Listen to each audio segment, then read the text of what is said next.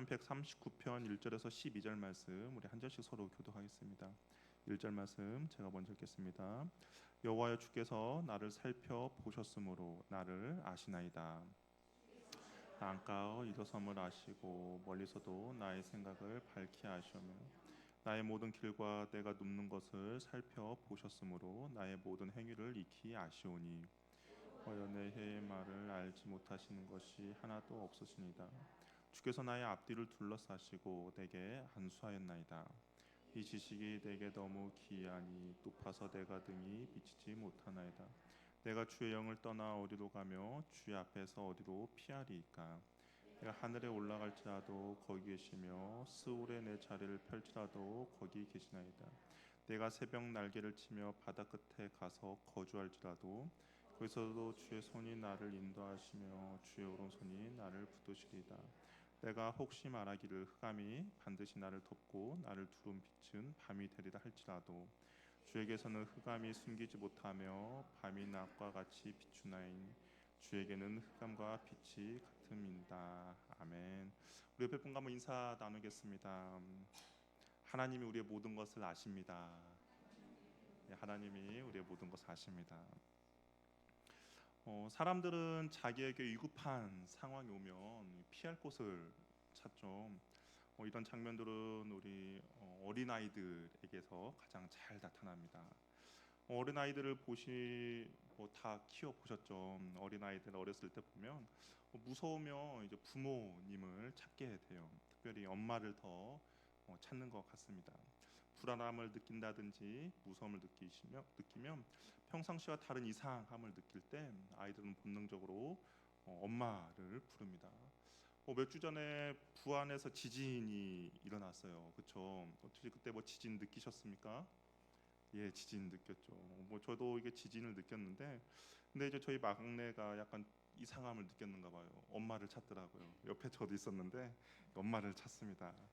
그래서 이제 그 엄마에게 좀 꼭 안는 그런 모습을 볼 수 있고, 또 새로운 곳이나 간다든지 아니면 개가 요즘 사람들 막 산책할 때 개를 이렇게 들고 다니잖아요. 그럼 개가 좀 무섭게 생기고 그러면 안아달라고 이렇게 합니다. 그러니까 아마 그 부모의 품속이 가장 안전하다라고 생각을 하고 그 아이에게 있어서는 가장 그런 곳이 자기가 보호받을 수 있다라고 생각하기 때문에 아마 그 엄마를 찾는 것 같습니다.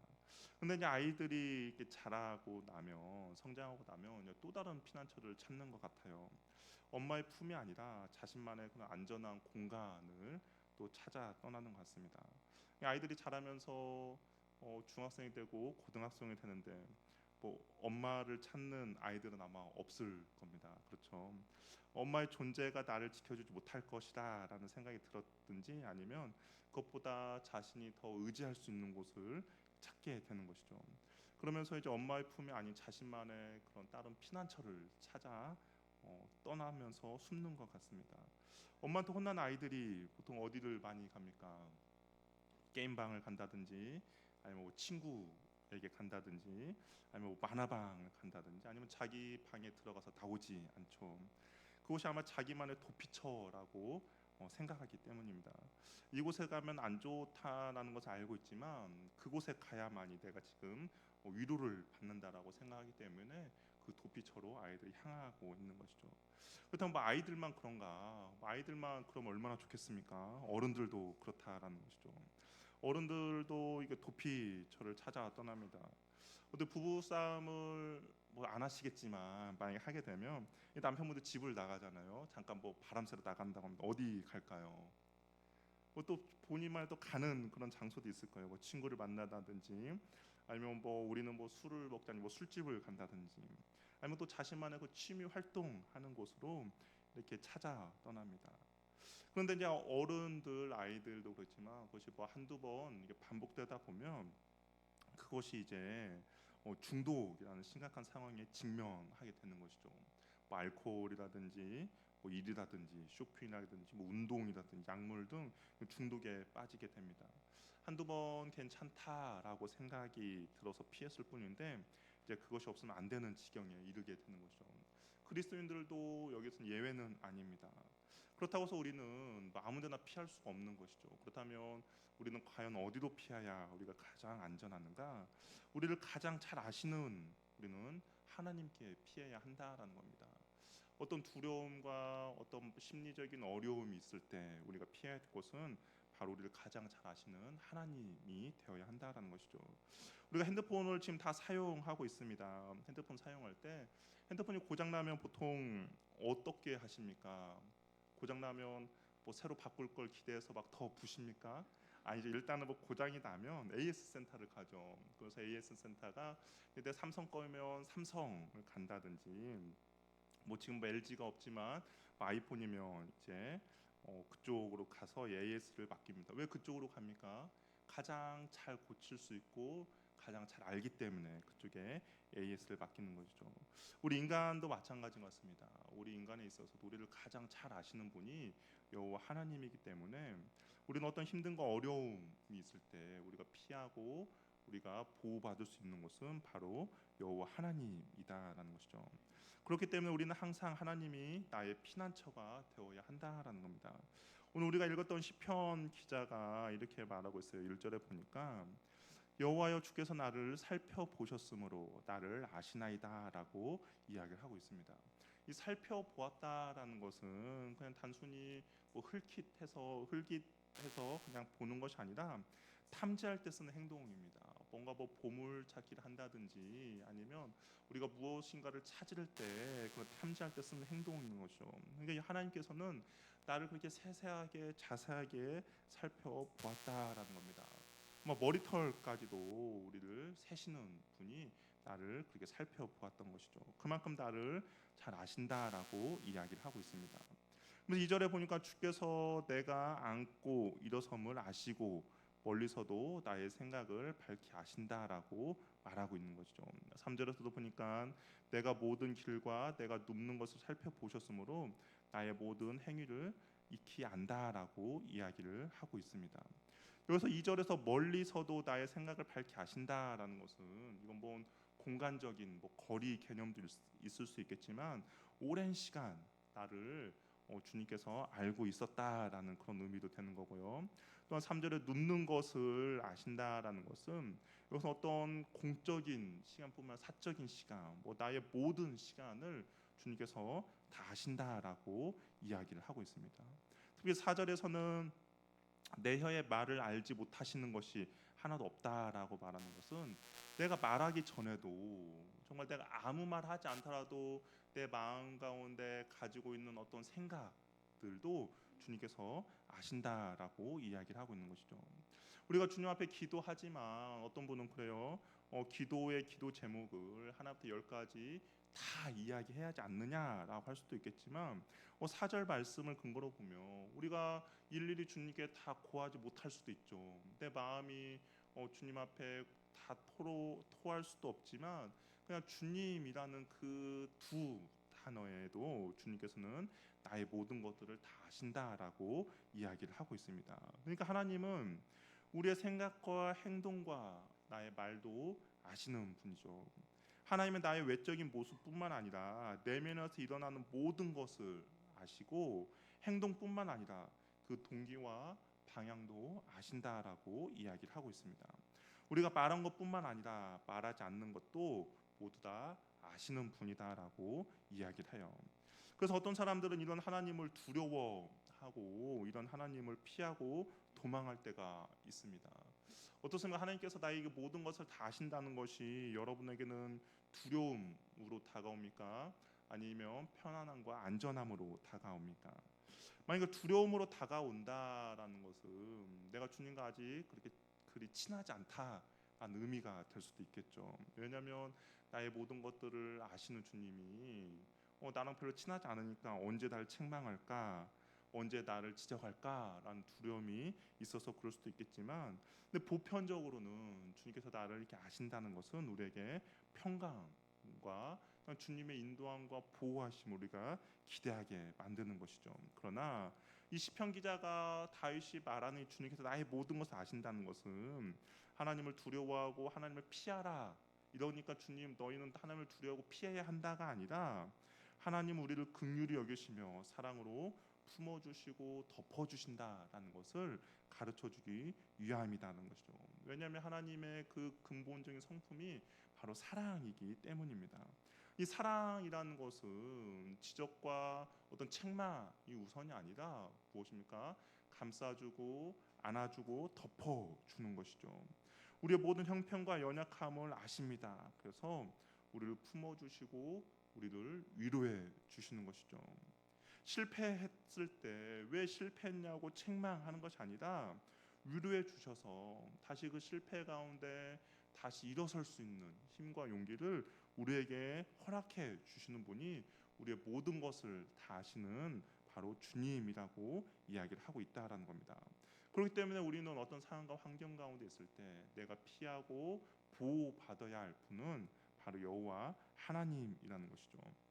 하나님 우리를 혼내기 위해 감시하거나 통제하시는 분이 아니라 자녀의 모든 것을 알고 도와주려는 부모의 마음으로 우리를 바라보시는 것이죠.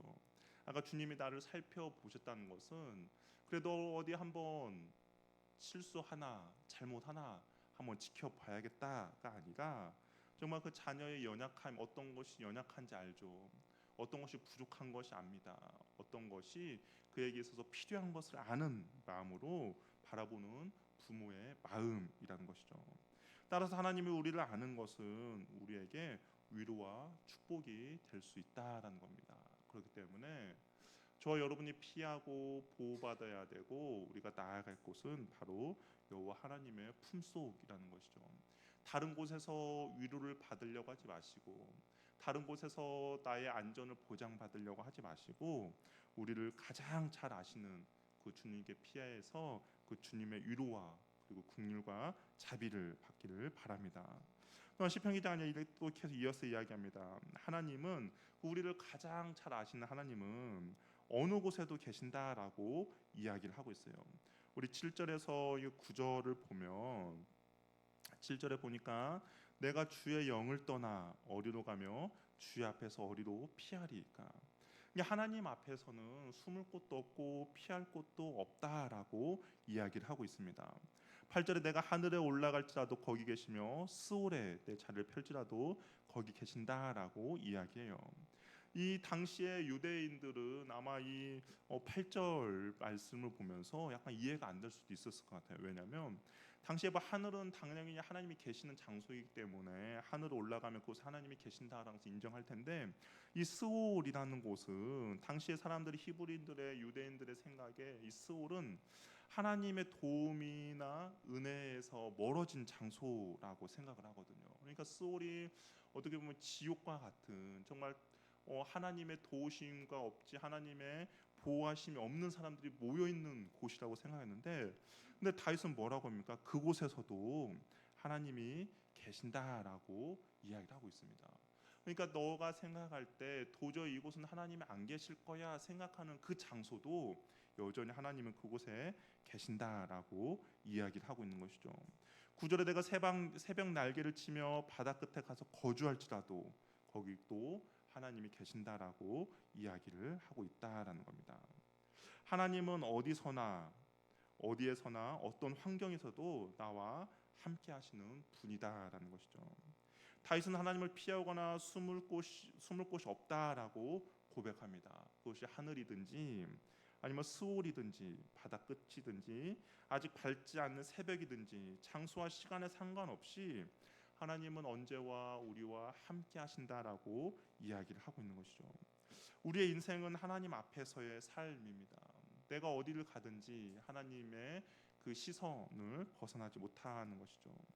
우리가 그 사실을 깨달을 때 어떻습니까? 아까 앞에서 말한 것처럼 두렵습니까? 아니면 하나님이 나 일거수일투족을 감시하기 때문에 정말 왜 하나님은 나에게 이렇게 귀찮게 하는가라는 생각이 드십니까? 아니면 나에게 용기와 그런 두려움과 담대함이 생깁니다.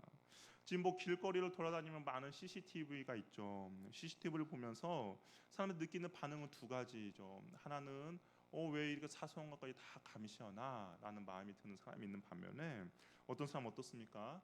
안전함을 느끼는 거죠. 이것이 있기 때문에 내가 보호를 받고 내가 안전할 수 있다라고 생각합니다.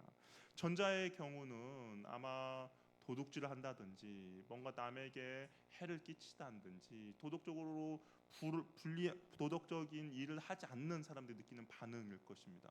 왜 이렇게 감시하고 다니냐라고 생각하겠지만, 그러나 그렇지 않는 사람은 오히려 안전함을 느끼는 것처럼 하나님 어느 곳에서도 어디서나 어떤 환경에서도 나와 함께 하신다라는 것은 무엇입니까? 우리들에게는 하나님이 그곳 함께 하시기에 내가 언제든지 주님의 도우심을 받을 수 있다라는 그런 확신이 있어야 한다라는 것이죠. 5절에 보면 주께서 나의 앞뒤를 둘러싸시고 내게 안수하였다라고 이야기합니다. 나의 앞뒤를 둘러쌌다라는 것은 나를 이렇게 보호해 주셨다라는 거죠. 어떠한 위험으로부터 나를 보호해 주는 그런 모습입니다. 또 안수해 주셨다는 것은 주님의 그 축복이 나에게 임하도록 나를 보호해 주시고 안전한 울타리가 되어 주셨다라는 거죠. 그러면서 10절도 이렇게 이야기합니다. 우리 10절 말씀 같이 한번 읽어보도록 할게요. 시작.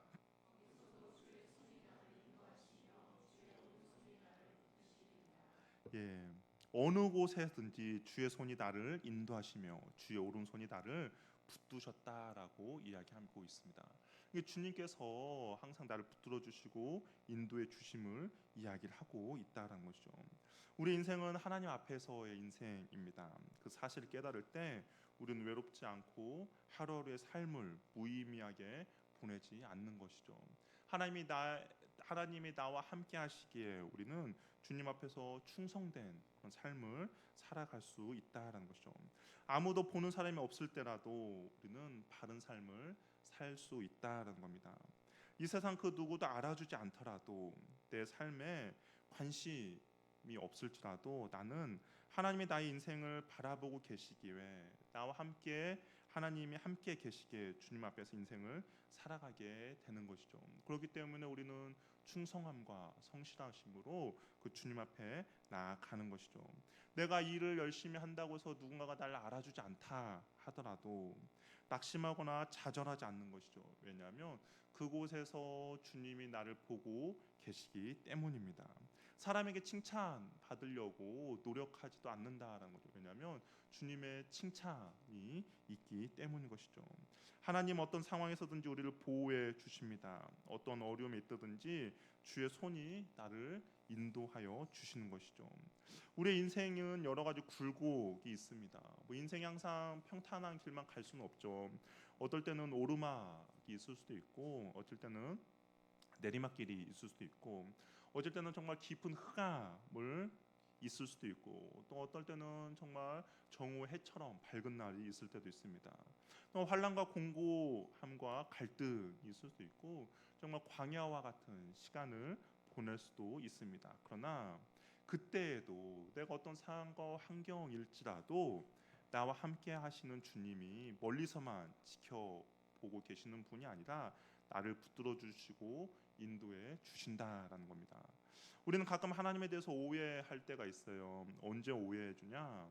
내 일이 아까 잠깐 앞에서 말한 것처럼 광야와 같은 시간을 지날 때입니다.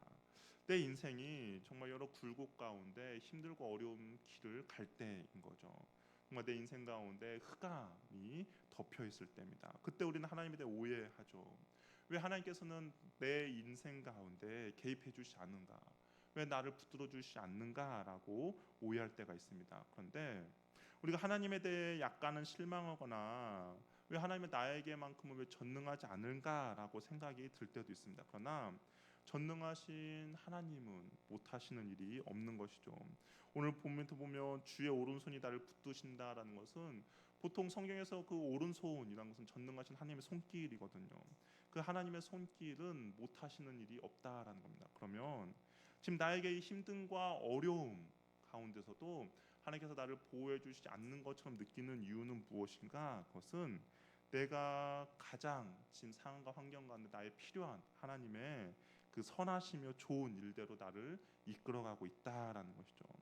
하나님의 능력이 없어서 나를 못 구해 주시고 하나님의 능력이 없어서 나에게 그런 은혜를 못 베풀어 주시는 것이 아니라 나에게 있어서 가장 선한 길로 인도해 주시는 그 주님임을 우리는 꼭 아시길 바랍니다. 때로는 광야 길이지만 그 광야 가운데서도 주님은 나를 인도해 주시고요.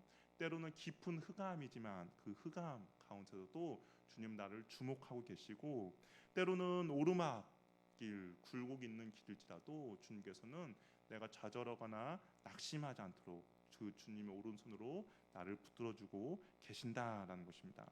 내가 원하는 방향으로 흘러가지 않는다라고 할지라도 하나님께서는 나에게 있어서 가장 선하며 가장 좋은 길로 인도해 주시는 분이다라는 것이죠. 하나님 여전히 나를 인도해 주시며 나를 붙들어 주십니다. 그의 손이 짧아서 가만히 계시는 것이 아니라 그 길, 그 환경, 또 그러한 것들이 나에게 있어서 가장 좋은 것이기에 그리 하시는 거라는 것을 우리는 꼭 기억하시길 바랍니다. 그렇기 때문에 우리의 인생에서 가장 우리가 인생을 살아가면서 중요한 것은 하나님이 어떤 분이신지를 알면서 나가는 것이죠. 그래야 내가 인생 가운데 어떻게 살아야 할지를 우리는 알 수 있기 때문입니다. 하나님 어떤 분이신지를 알면 어떤 상황과 어떤 환경 가운데서도 두려워하거나 무서워하지 않는다라는 것이죠. 왜냐하면 나를 지으시고 나를 가장 잘 아시는 주님이 나를 가장 좋은 길로 인도해 주시기 때문입니다. 나를 가장 잘 아시고 전능하신 주님이 어떤 상황과 환경 가운데서도 나를 보호해 주시기 때문인 것이죠. 하나님의 깊으신 뜻과 섭리를 믿고 우리가 하나님을 온전히 신뢰한다면 그 하나님의 은혜 가운데 우리는 머물러 있을 수 있게 되고, 어떤 힘듦과 어려움이 있을지라도 우리는 하나님의 그 피난처 되시며 우리는 피하며 나아갈 수 있을 것입니다. 그런 하나님을 우리가 온전히 믿고 신뢰하는 은혜가 있기를 바랍니다. 시편 기자는 결국에는 우리에게 그걸 알려주고 싶은 거죠. 하나님이 어떤 분이신지를 가르쳐주고 싶어 하는 겁니다. 그래야만이 우리가 온전히 하나님께 피하며 하나님의 은혜와 하나님의 도우심을 구할 수 있기 때문입니다. 저 여러분 인생 가운데서도 여호와 하나님, 우리를 창조하신 주님이 어떤 분이신지를 알고 그분 앞에 온전히 머물러 있는 저와 여러분이 되기를 바랍니다. 힘들고 어려운 상황과 환경 가운데서도 주님은 여전히 우리를 살펴보고 계시며 그 힘듦과 어려움 어떤 상황 가운데 과연 이 상황 가운데 주님이 계시는가라는 그 절망 가운데서도 여전히 주님은 그곳 가운데 나와 함께 계심을 꼭 믿고 그 주님을 신뢰하며 나가는 저와 여러분이 되기를 바랍니다. 여러분께 찬양하며 나가도록 하겠습니다.